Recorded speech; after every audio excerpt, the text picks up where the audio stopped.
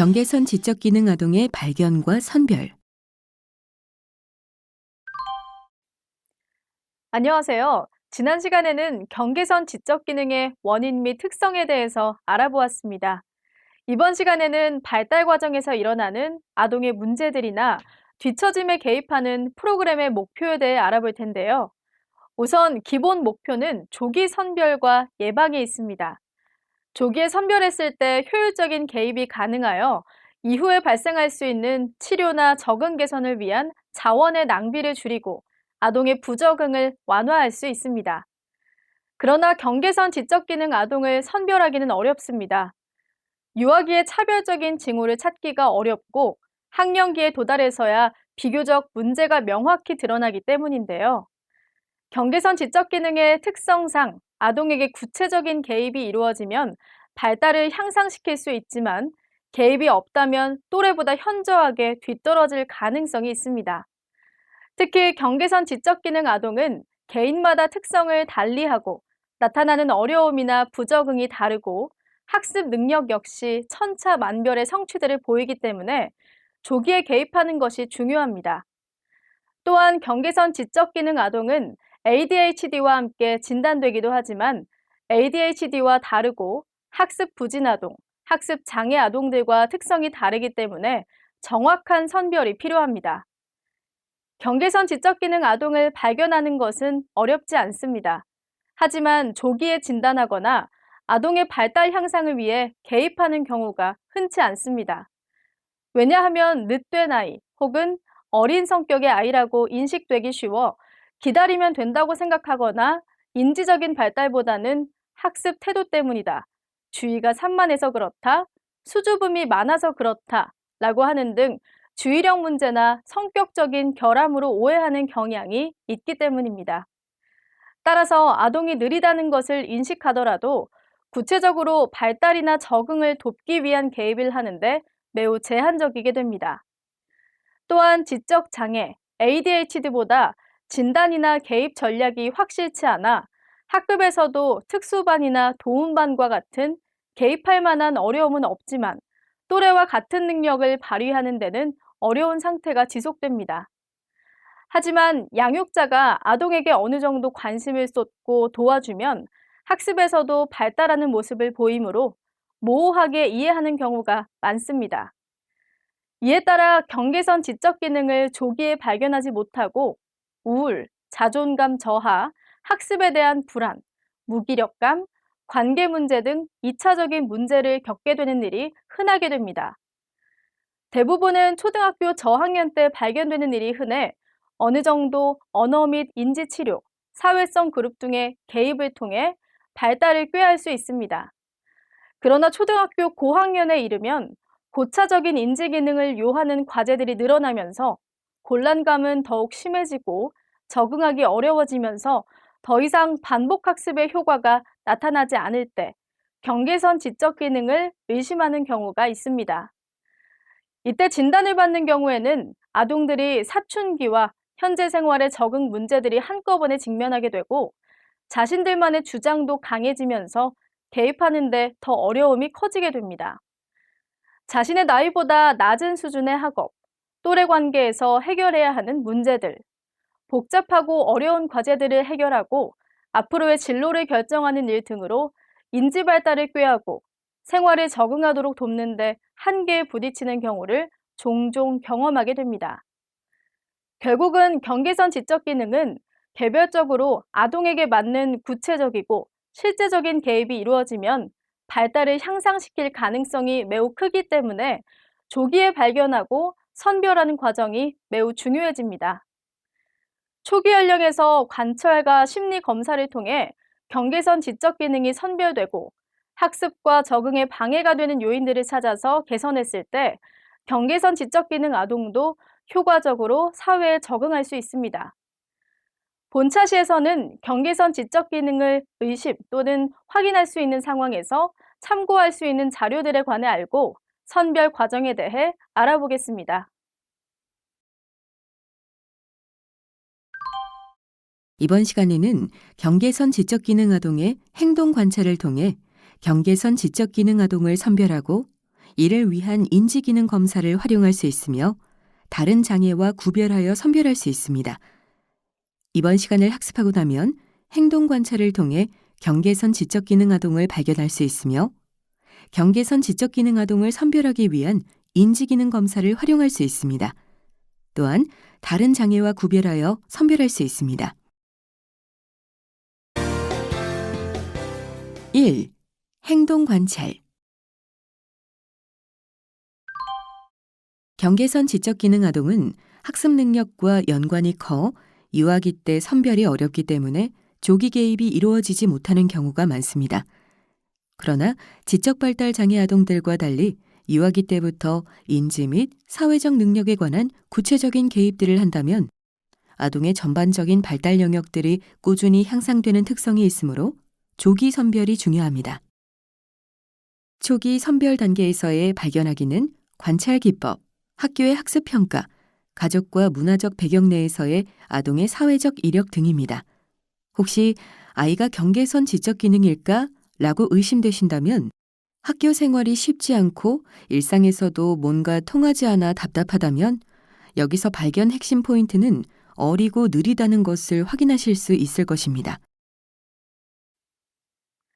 그럼 경계선 지적기능 아동이 보이는 일반적인 행동 특징이 어떤지 알아보기 위해서 다음의 문항들을 확인해 봅시다. 다음의 문항 중 30개 이상이 일치할 때 경계선 지적기능을 의심해보고 선별 단계를 고려해야 합니다. 외모상으로는 장애나 결함을 가진 것으로 보이지 않는다. 구체적으로 콕 집어서 얘기할 수는 없지만 뭔가 부족하다는 느낌을 받는다. 어릴 때 순한 편이었다. 말이 늦었다. 말을 할 때 적절한 단어를 떠올리지 못해서 머뭇거리거나 몸짓으로 표현한다. 말을 할 때 시제나 어법이 잘 맞지 않는다. 말수가 적고 주로 짧은 문장을 사용한다. 일상적인 대화 이외에 자신의 의견이나 주장을 잘 말하지 않는다. 자신이 원하는 것이 있을 때 적절한 이유를 말하지 못한다. 동일한 연령보다는 자신의 연령보다 어린 아이들과 더 잘 논다. 자신의 연령보다 더 어린 아이처럼 말하거나 행동할 때가 자주 있다. 갈등이 생겼을 때 적절히 대응하지 못한다. 계속해서 경계선 지적기능 아동이 보이는 일반적인 행동 특징에 대해서 더 알아보겠습니다. 다른 사람들로부터 연령에 비해 순진하고 착하다는 말을 자주 듣고 행동이 느립니다. 질문했을 때 대답을 드리려면 오래 기다려줘야 합니다. 다른 사람의 질문을 이해하지 못하는 것처럼 느껴질 때가 있어 동문서답을 하곤 합니다. 또한 상황에 맞지 않는 말이나 행동을 자주 합니다. 평상시에 순하다가 예상치 못한 순간에 분노 폭발처럼 공격적인 모습을 보일 때가 있으며 놀이를 할 때 규칙 이해를 어려워합니다. 또한 약속이나 규칙 지키기가 잘 안 되고 자기 차례를 기다리기 어려워합니다. 그래서 다른 사람이 먼저 말하고 있는데 끼어들어서 말을 합니다. 친구들 사이에서 따돌림을 당하거나 친구를 사귀기 어려워하고 사귄다고 해도 친구 관계를 지속하기가 어렵습니다. 새로운 것을 가르치려면 여러 번 반복해야 합니다. 금방 알려주었는데도 다시 물어보면 잘 모르는 경우가 많습니다. 한 가지를 알려주면 하나는 알지만 조금만 응용이 되면 전혀 적용을 못합니다. 따라서 매번 모든 경우를 다 알려주어야 합니다. 1 더하기 1은 2라는 것은 아는데 문장으로 접시 위에 사과 1개, 배 1개가 있으면 과일이 모두 몇 개지? 와 같이 제시되면 어려워하고 풀지 못하는 경우들이 있습니다.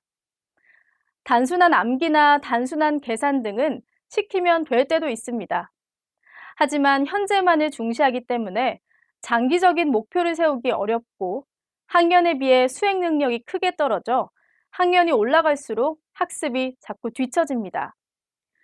그러다 보니 학년이 올라갈수록 공부를 안 하려고 하고 시키려 해도 매우 힘이 드는 상황입니다. 아이와 학습을 하려면 속이 터지고 답답하다는 느낌이 많이 듭니다.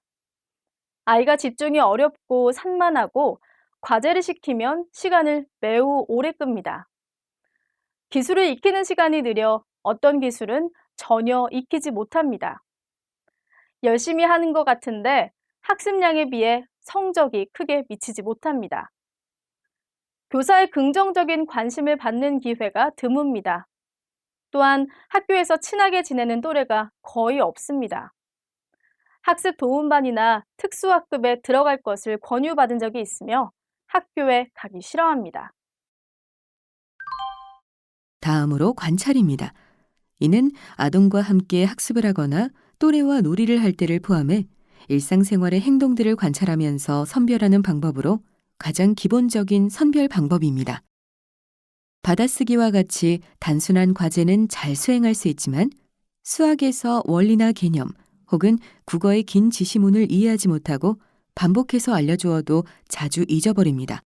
아동이 쉽게 푸는 문제에는 자신감을 가지지만 조금만 어려워져도 해결하려는 노력을 멈추고 멍하게 있기, 주의 산만, 짜증 부리기 혹은 자책하기 등의 모습을 보입니다. 계속해서 학습 상황을 알아보면 한글 맞춤법을 반복해서 연습해도 자주 틀립니다. 책을 읽게 하지만 어휘 뜻을 잘 몰라 어른들에게 자주 물어보며 초등학교 고학년이 갈수록 성적이 떨어지며 학습을 시키기가 매우 어려워집니다.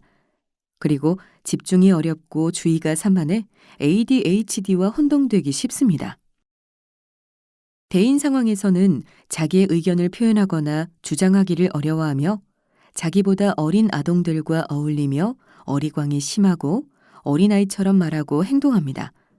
또한 자주 울거나 토라집니다. 다른 사람의 말을 이해하지 못해 동문서답을 해서 상황에 맞지 않는 말을 하거나 엉뚱한 행동을 보이는 등 일의 맥락과 맞지 않는 경우가 있습니다. 순하다가 갑자기 화를 내며 충동적이거나 과격한 말, 욕설을 하는 경우가 있습니다. 그리고 집단 활동에서 규칙 지키기를 어려워하고 기다리지 못하며 끼어듭니다. 따돌림 당하기가 쉽고 또래 집단에 속해 있다 하더라도 이용당하거나 무시받는 일이 많습니다. 사랑받기 위한 몸짓이나 말 등이 많으나 간혹 다른 사람을 부담스럽게 할 수도 있습니다. 마지막으로 순진합니다. 발달적인 면에서는 어릴 때부터 언어 발달이 느렸기에 말수가 적고 짧은 문장을 쓰며 상황을 이해해 설명을 못하고 자기 입장이나 이유를 대지 못합니다. 행동이 느리고 지시를 하면 시간을 오래 끕니다. 마지막으로 어리더라도 성 발달이 조숙합니다. 경계선 지적기능 아동을 발견하는데 학교에서의 학습평가가 유용하며 선별하기 전 분명한 지침을 줍니다. 학교에서 실시한 수행 결과물, 교사의 보고, 성적표 등이 될 수 있는데 경계선 지적기능 아동의 수준을 또래와 비교하기도 쉽고 평균에서 어느 정도 미흡한지에 대한 상태를 알 수 있습니다. 경계선 지적기능 아동은 지적발달 장애 아동들보다 인지나 사회, 언어 능력 등에서 개별적인 차이가 크고 편차를 보이는데 학교에서의 생활, 학업 성취도에 따라 아동 개별적으로 개입할 수 있으므로 학교 생활의 관찰은 경계선 지적기능 아동의 개별적인 특성을 고려해 개입할 수 있는 좋은 지표가 됩니다. 교사의 교육 평가를 통해 얻을 수 있는 정보에는 우선 아동의 주요 과목의 성취 수준, 학습 태도, 이해력 등을 파악할 수 있습니다. 아동의 언어 발달과 말하기 수준, 주요 과목 이외에 다른 영역에서들의 성취 수준, 예를 들면 미술, 체육, 음악, 특기적성 등에 대한 수준을 확인하도록 합니다. 교실 안팎에서 보여지는 정서 및 사회적 행동, 학교에 대한 흥미도와 태도, 학교 생활에 대한 부모 도움의 정도를 확인할 수 있습니다. 또한 학습 성취도를 평가하는 기초학습 기능 검사를 활용할 수 있습니다. 초등 1학년부터 6학년까지 실시하고 있으며 읽기, 독해, 세마기, 쓰기, 정보 처리 능력을 측정할 수 있습니다. 초기 선별 단계의 가족과 문화적 배경 내에서의 아동의 사회적 이력을 살펴보도록 하겠습니다.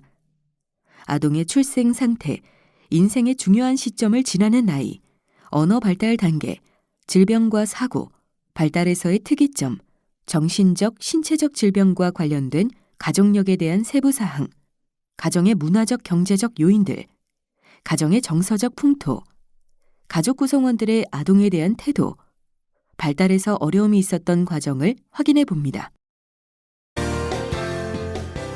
2. 선별하기.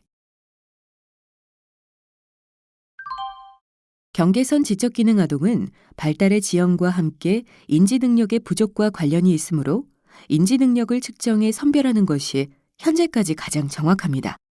발견하기를 통해 경계선 지적 기능을 가진 것으로 의심될 때 이에 대한 진단의 신뢰성과 정확성을 확보하기 위해서 특정한 과학적 확인 검사를 거쳐야만 하며 대부분 종합 심리 평가를 활용합니다.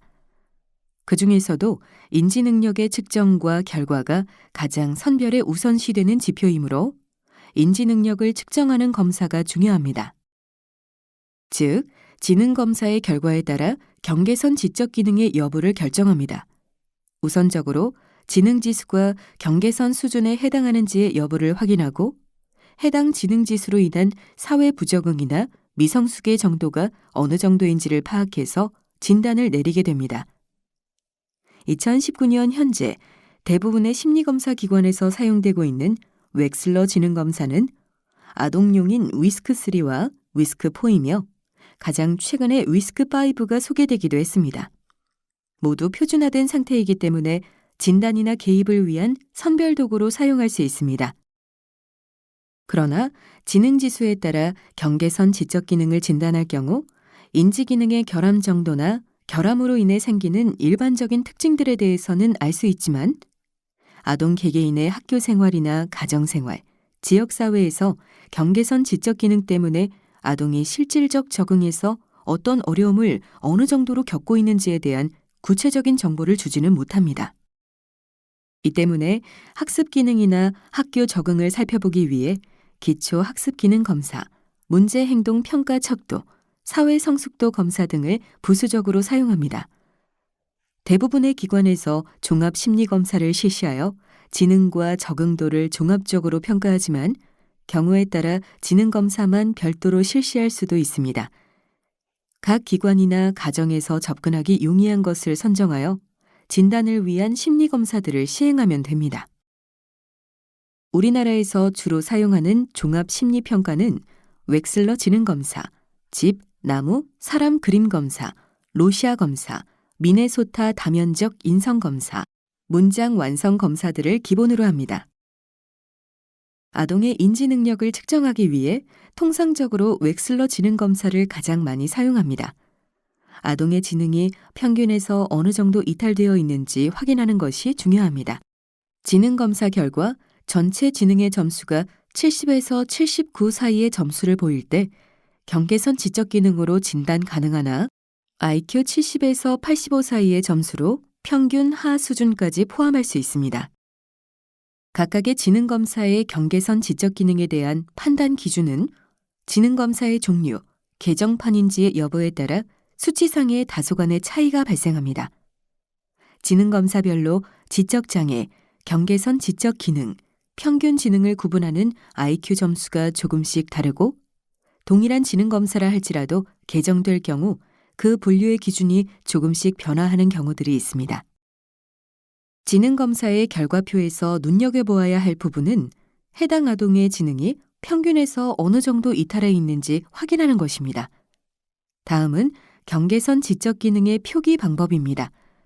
종합심리평가의 결과지에는 지능지수를 언급한 후 지능이 어느 범주에 속하는지를 표기합니다. 이 범주는 평균 하, 지적장애 수준, 우수 수준 등으로 표기되는데 이 범주에서 경계선 지적기능 수준에 해당된다고 기재되어 있다면 경계선 지적기능 수준의 지능지수를 가진 것으로 보아야 합니다. 여기에서 지능지수라는 수치보다는 지능이 어느 범주에 속하는지를 먼저 볼 필요가 있습니다. 지능 중에서도 경계선 지능의 범주 내에서 상위의 지능지수 혹은 더 낮은 지능지수를 가졌는지 확인하여 접근할 수 있어야 할 것입니다.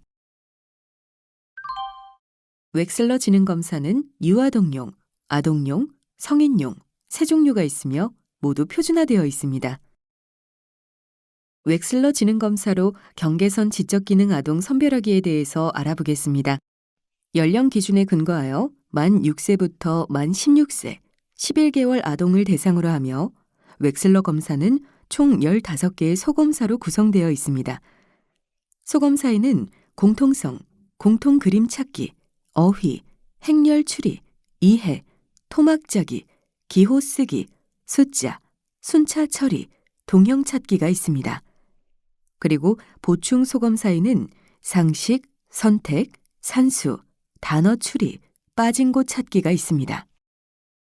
한국판 아동용 웩슬러 지능검사는 언어 이해 지표, 지각 추론 지표, 작업 기억 지표, 처리 속도 지표의 총 4가지 지표로 구성되어 있습니다. 한국판 아동용 웩슬러 지능검사를 통해 경계선 지적기능 아동을 선별하려면 전체 지능 점수에서 4개의 지표 점수 분석을 뺀 후 소검사 점수 분석을 빼서 전체 지능 점수를 도출합니다. 전체 지능 점수가 IQ 70에서 85 사이의 점수가 있다고 해도 무조건 경계선 지적 기능으로 진단할 수 없습니다. 언어 이해 지표, 지각 추론 지표, 작업 기억 지표, 처리 속도 지표의 IQ 점수를 함께 고려해야 합니다. 예를 들어 전체 지능 점수가 78인데 언어 이해 지표 점수 90, 지각 추론 지표 점수 82, 작업 기억 지표 점수 63, 처리 속도 지표 점수가 77이라면 언어 능력과 지각 추론 능력이 평균 수준에 웃돌고 있으므로 전체 지능이 78이라고 하더라도 인지 점수만 가지고 경계선 지적 기능으로 진단하기 어렵습니다. 대부분의 지표들이 경계선에서 평균 하, 매우 낮음 수준의 분포를 보인다면 무리 없이 경계선 지적 기능이라고 볼 수 있지만 4가지 지표 점수를 고려해 진단하는 것이 중요합니다. 언어 이해 지표와 지각 추론 지표는 전반 인지 기능을 측정하며 작업 기억 지표와 처리 속도 지표는 인지 기능을 효율적으로 발휘하는 기능을 측정하므로 이와 관련해 어느 지표에서 상대적으로 점수가 낮은지 높은지를 파악합니다. 지적장애 아동은 대부분 지표가 거의 매우 낮은 수준을 보이므로 이를 파악할 필요성이 없지만 대부분 경계선 지적 기능 아동은 언어 이해 지표나 작업 기억 지표에서 다른 지표들에 비해 상대적으로 낮은 점수를 보이거나 지표들 간 편차가 나타나는 경우가 많아 이를 파악하는 것이 필요합니다. 4가지 지표 중 평균 이상의 점수를 보이는 지표가 있다면 더욱 조심스럽게 선별하는 것이 중요해 보입니다. 어쩌면 경계선 지적 기능의 문제가 아닌 다른 문제일 수 있습니다. 외국에서 오래 살다 온 경우나 환경적으로 언어적인 자극을 받지 못했던 경우, 무기력감과 같은 정서 및 ADHD의 영향으로 어느 한두 가지 지표가 낮아지면서 전체 점수가 경계선 수준을 나타날 수 있으므로 4가지 지표 점수들을 꼼꼼하게 파악하며 낮은 점수의 지표는 왜 점수가 낮게 나타났는지 꼼꼼하게 확인 후 경계선 지적 기능을 고려하는 것이 좋습니다. 소검사의 점수의 내용을 알아보겠습니다. 소검사의 점수는 9에서 11의 점수가 평균, 8에서 6의 사이가 경계선, 5 이하가 매우 낮은 수준의 점수이고 12에서 13의 점수가 평균 상, 14점 이상이 우수 수준의 점수를 나타냅니다. 어떤 소검사가 낮은 점수를 보이는지, 어떤 소검사가 높은 점수를 보이는지 확인합니다. 평균 점수를 보이는 소검사가 무엇인지, 매우 낮은 소검사는 무엇인지 파악할 필요가 있습니다. 소검사별 점수를 파악하는 데 중요한 이유는 아동이 학습, 사회적, 일상생활 영역에서 부적응이나 문제를 보이는 면에 대한 원인을 추론할 수 있는 기본적인 지표가 되기 때문입니다. 아동의 낮은 소검사를 통해 일상생활에서 어떠한 어려움이 있는지를 파악하고 어떻게 개입할 것인지에 대한 구체적인 방안을 제시할 수 있습니다. 소검사는 아동의 인지적 약점과 강점을 파악해 학습 상황에서 어떻게 개입할 것인지를 고려하는 데 길잡이가 됩니다. 지능검사 이외에 성격, 정서, 인성 등에 대한 여러 검사들도 있으므로 이를 통해 아동의 심리 상태와 성격 등이 현재의 적응 행동에 영향을 미치는지도 확인해야 합니다.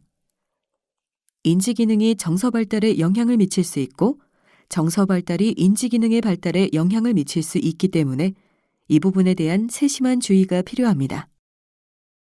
장애 판정 등을 목적으로 하는 경우 소아정신과에서 검사하고 의사의 진단을 받는 것이 편리합니다.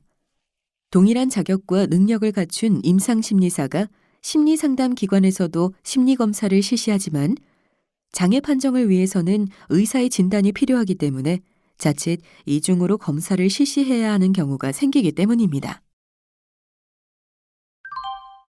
집, 나무, 사람 검사는 벅이 개발한 검사로서 친숙한 집과 나무, 사람을 그려보도록 하는 투사적 그림 검사입니다. 집은 가족이 함께 사는 공간이기 때문에 집 그림을 통해 아동이 내면에 가지고 있는 가족과 가정생활, 가족관계 등의 생각과 소망을 알 수 있으며 나무 그림은 무의식적 수준에서 느끼는 자신의 모습과 감정을 반영합니다. 그리고 사람 그림에서는 자신의 모습에 대한 지각, 타인에 대해 느끼는 감정들이 투사됩니다. 집, 나무, 사람 검사에서 그림별 사후 질문 내용을 확인해 보세요. 가장 대표적인 투사 기법 중에 하나가 로시아 잉크 반점 검사입니다. 이 기법은 1921년 스위스 정신과 의사 로시아에 의해 개발된 것으로 로시아 검사는 19장의 잉크 반점 카드로 구성되어 있는데 이 카드에는 좌우 대칭의 잉크 반점이 인쇄되어 있습니다. 이들 중 5개는 회색과 검정색의 색조로, 2개는 회색, 검정색, 빨간색의 색조로, 나머지 3개는 여러 가지 파스텔 색조를 합친 것들입니다. 표준화된 로시아 검사는 반응 단계, 질문 단계, 2단계로 진행되며 검사 해석의 주요 초점은 반응 내용이나 반응의 위치, 결정인, 형태질, 대중성과 같은 특징들이 있습니다. 미네소타 다면적 인성검사는 정신건강의학과 임상 장면에서 환자들의 정신병리를 더 신뢰할 만하고 효율적으로 진단평가할 목적으로 개발된 자기보고형 검사입니다. 오늘날에는 진단평가 도구로서의 목적뿐만 아니라 일반적으로 사람들의 성격 특성, 정서적 적응 수준, 검사에 임하는 태도 등 다양한 심리 내적 영역을 양적으로 측정할 목적으로 활용하고 있습니다. 성인을 대상으로 하는 MMPI-2는 567문항으로 성인의 정신병리를 평가하는 도구로 가장 널리 사용되고 있으며 MMPI-2RF는 338문항으로 재구성 임상 척도가 핵심 요소로 부각된 효율적인 검사입니다. 마지막으로 청소년에게 적합한 문항 및 기준으로 구성된 검사로는 478문항의 MMPI-A가 있습니다. 문장 완성 검사는 투사 검사 방법 중의 하나이지만 제시되는 자극이 일정한 형태를 띠고 있기 때문에 반투사 검사라고도 합니다. 모든 투사 기법과 마찬가지로 문장 완성 검사에서도 피검자의 반응은 개인의 욕구, 두려움, 갈등, 가치관, 사고 과정을 반영합니다.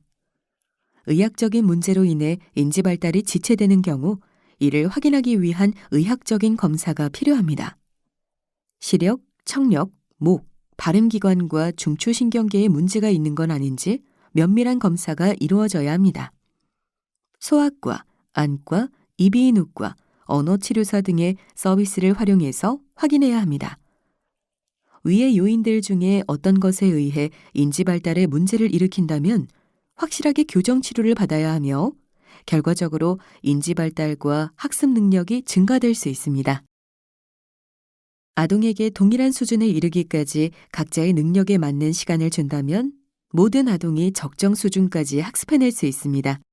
그 방법을 알아보면 과학이나 사회과학의 특정 단락을 가르치거나 그 단락을 철저하게 학습하게 합니다.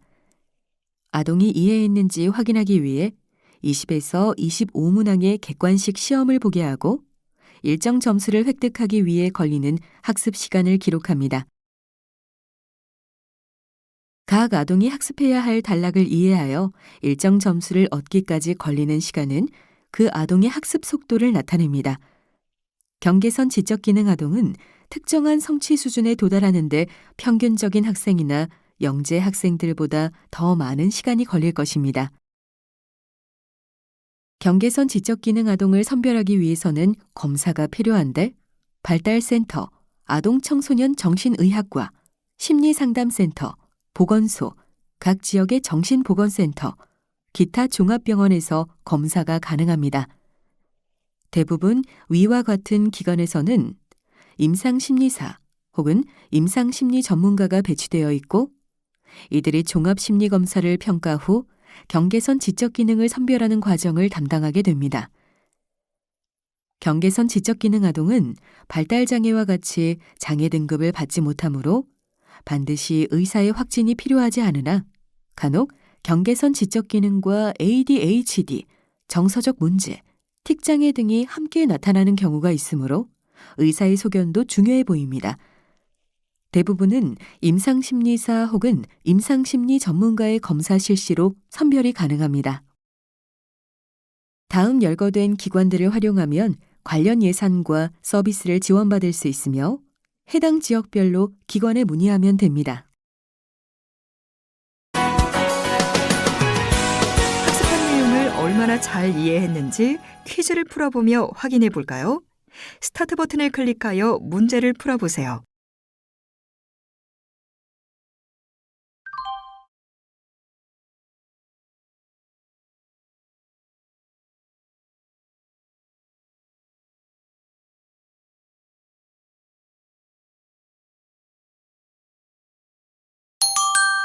정답입니다.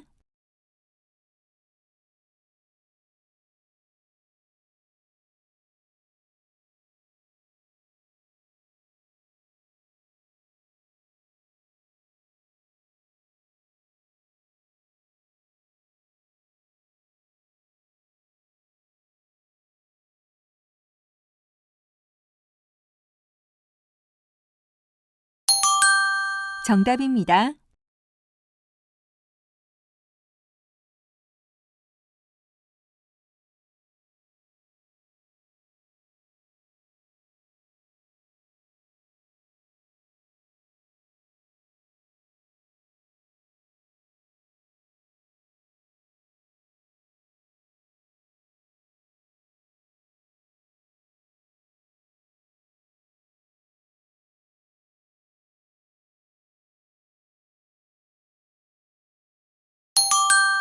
정답입니다.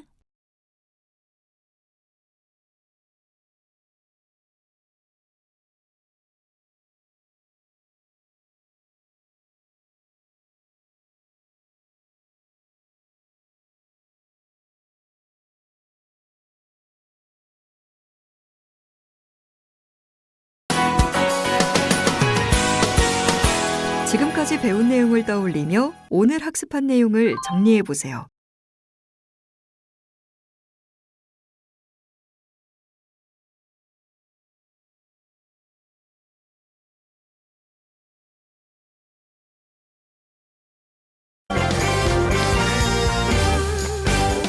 이상으로 학습을 마치겠습니다.